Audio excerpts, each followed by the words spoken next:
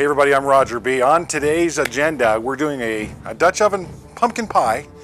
That's something I call not quite Dutch oven pumpkin pie. That's right, I said not quite pumpkin pie. Pumpkin pie to me is the crust in the bottom and a pumpkin pie on top.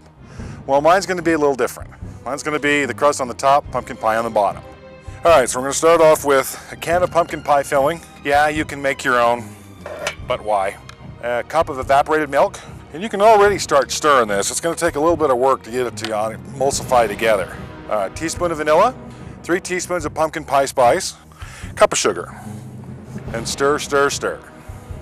Now let's make the topping, or the crust as it's going to be. I've got 2 sticks of butter that I've cut up into small size cubes, probably about the size of a ½ an inch in the bottom of this bowl, and I've just kind of let them warm up just a little bit. Now we're going to take the yellow cake mix, dump it on top. This is the fun part. And I'm going to mash that up with my hands until each piece of that butter in there almost looks like about the size of a pea. All right, let's put the dish together. Start off with a Dutch oven.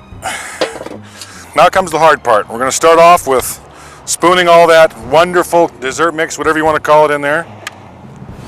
Now we're going to take the filling. Just crumble the filling over the top of it. We're not going to get too worried about it because that's actually going to be on the top. That's going to actually be the crust when we're done. Now the trick to this dish is you're going to have to cook it for about an hour. If it's a 12-inch Dutch oven, 12 coals on the top, 12 on the bottom. You're going to take 4 from the bottom, put them on the top. So that gives you 16 on top, 8 on the bottom. About every 15 minutes I'm going to rotate that lid a little bit without lifting it up. When you start smelling that pumpkin pie and you start getting that cinnamon and the nutmeg and all the rest of the pumpkin that comes off of that, you'll know when it's about done. It will take a good hour. All the hard work's done. We're going to go cook it, and I'm going to bring you back the almost finished product. Come here, I want you to get a close look at this. Check this out. See how that started to pull away from the sides?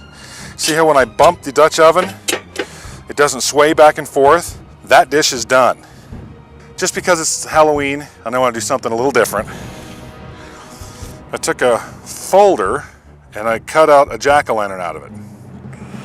I'm going to lay that in the top of this, and I'm going to sprinkle some confectioner's sugar on it and see if I can get this to turn out. And that's a jack-o'-lantern done on a not quite pumpkin pie in a Dutch oven. Now comes the best part, and some would say the only good part, the taste test. Oh, that's really good. You get that pumpkin, the cinnamon, the nutmeg. I'm talking with my mouth full. And that's not quite pumpkin pie in a Dutch oven. I'm Roger B, and that's Dutch Oven 101.